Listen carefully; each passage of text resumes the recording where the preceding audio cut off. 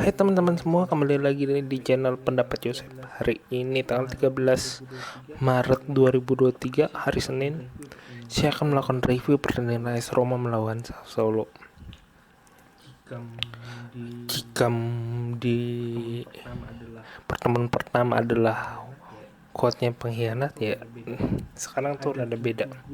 Ada 7 gol yang terjadi di laga ini dan momennya cukup cukup ya cukup menarik emosi, cukup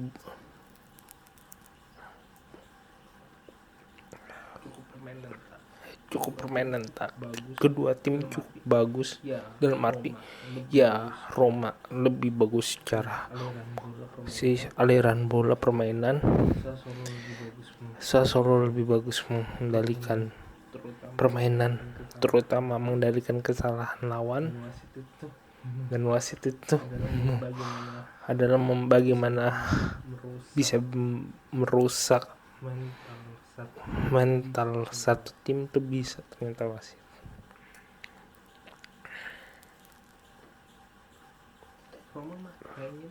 Roma mainnya 3-5-2 karena nggak ada Gila Luka Mancini.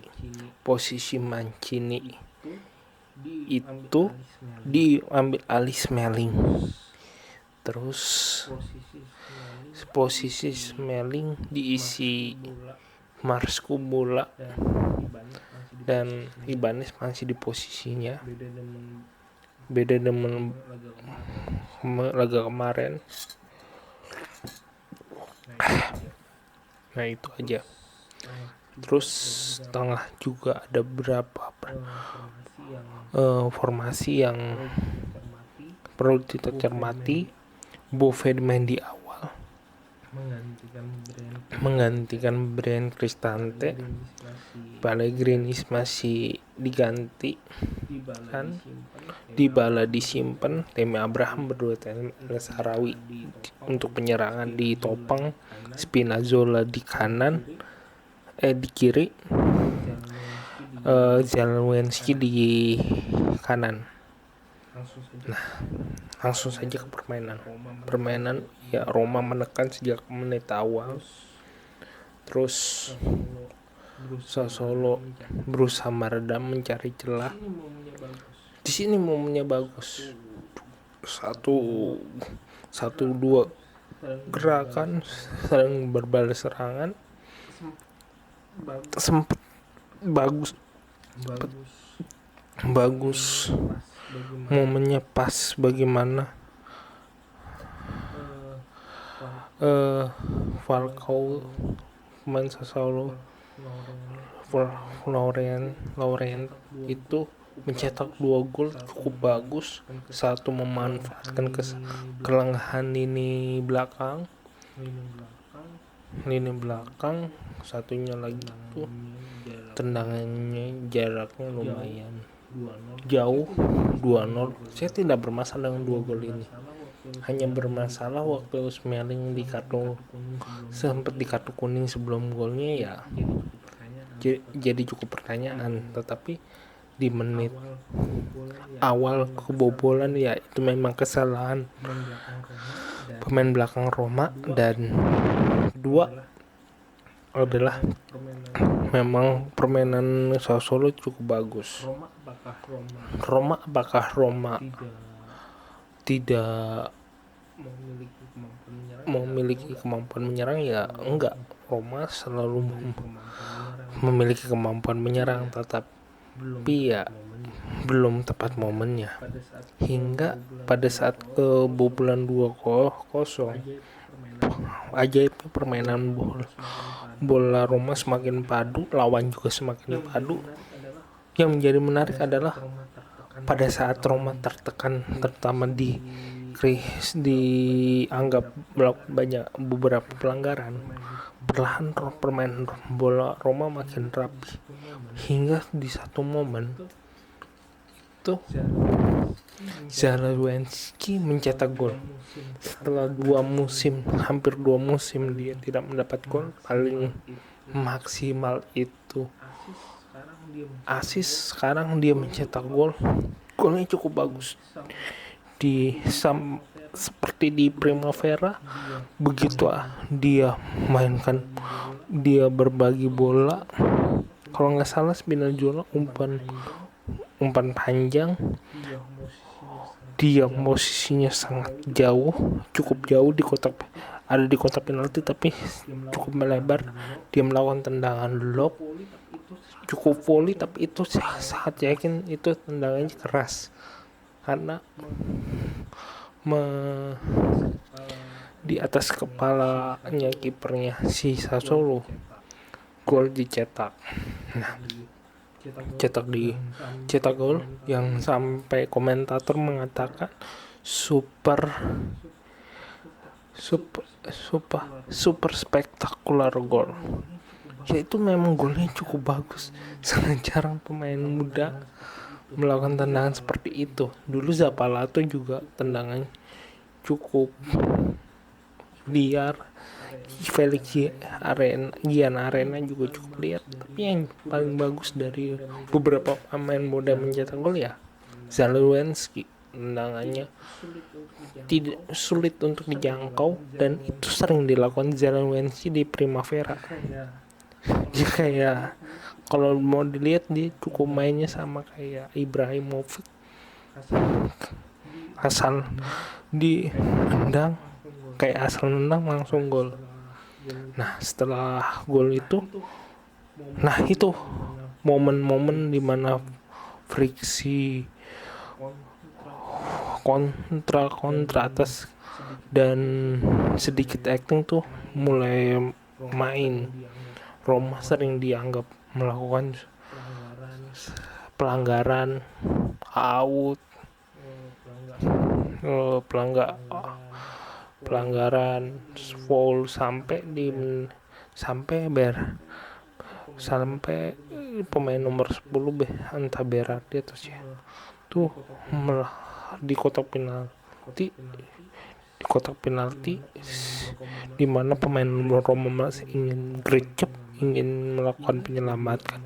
Sebenarnya sudah diamankan Rui Patricio, tapi bolanya lepas. Nah, ada perdebatan oleh Mas Kubula dan salah satu pemain Sassuolo yang terjatuh, yang menyebabkan Mas Kubula yang tensinya cukup panas menendang. Akhirnya di kartu merah, penalti, dan 4 kebobolan di akhir kedua. Hal itu cukup panas karena Roma kekurangan 1 pemain dan tertinggal 1 gol. Roma entah Silvestre Totti melakukan apa di rehat. Roma melakukan banyak perubahan di babak kedua untuk menambal si Dybala Kasdrop masuk untuk memperkuat lini tengah dengan mengorbankan seorang Nigel Matic menjadi bek tengah. Nah, di situ aliran bola mulai lagi Roma mendominasi setelah Roma menekan, terutama pas di akhir babak pertama. Dybala masuk, Kasdrop masuk.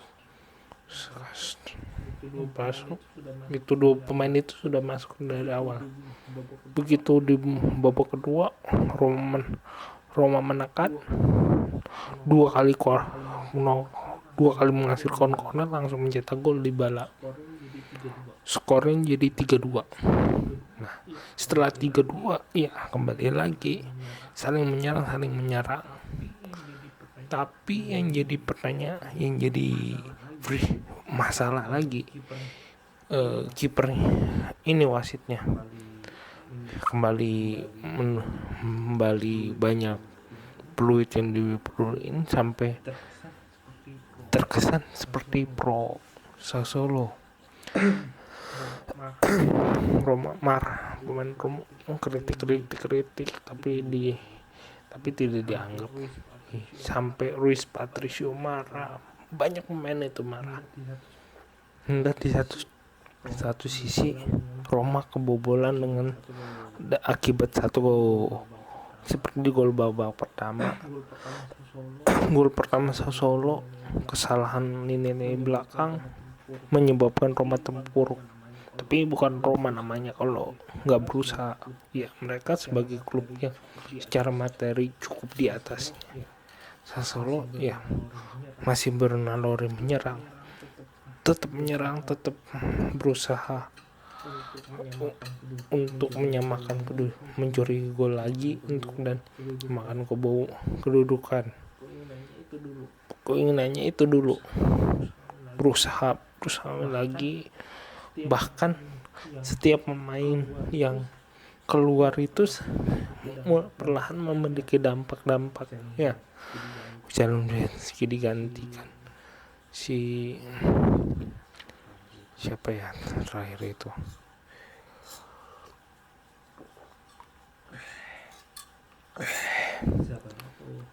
Zabalato. Mikir Jak menggantikan Tim Abraham, Jamara menjadi back menggantikan Matic. Saat Roma berusaha untuk mencuri setidaknya satu lalu membuat 2 gol. Momen itu dapat di injury time, bagaimana Wijnaldum melakukan tusukan dan mencetak gol 3-4. Nah, Roma semakin semangat dong main ini, tetapi nggak mendapatkan gol keempat. Jadi Roma kalah. Jadi yang jadi prediksi kok nanti ya pemilik itu menganggap ini ya skor yang kalah merugikan, tetapi bagiku ya akan jadi kritik sendiri nanti bagi manajemen Roma, terutama dia juga mendapatkan kartu merah lagi karena stafnya juga ikut protes. Jadi ini yang menjadi sebuah kritik pedas bagi pemain manajemen Roma, bahkan bagi seorang media, karena mendapatkan angle Roma cukup dirugikan kan di saat beberapa pemain intinya tidak ada. Jadi ini jadi cukup panas kalau dikata 3 pemain yang nggak ada bakal menjadikan sebuah alasan buat media. Tapi di sisi Roma memang ini kerugian, pertama beberapa bola out atau pelanggar atau tuduh yang sempat dikira Roma adalah penalti atau pelanggaran tidak dianggap. Jadi Roma itu sangat mengandalkan hal-hal seperti itu untuk memulai jalan ya bola. Jadi bagi Roma itu sangat kerugian karena itu salah satu keunggulan Roma di musim ini. Jadi saya memikirkan dampak pertandingan nanti ya. Dampak ini adalah salah satu senjatanya mungkin Mourinho, senjatanya mungkin media untuk saling memanaskan pemberitaan. Cukup sekian dari saya. Jika suka silakan like, subscribe channel Pendapat Joseph. Jika ada kekurangan kritik silakan tulis di kolom komentar. Dan jika mau berinvestasi silakan klik link Saweria di deskripsi. Terima kasih.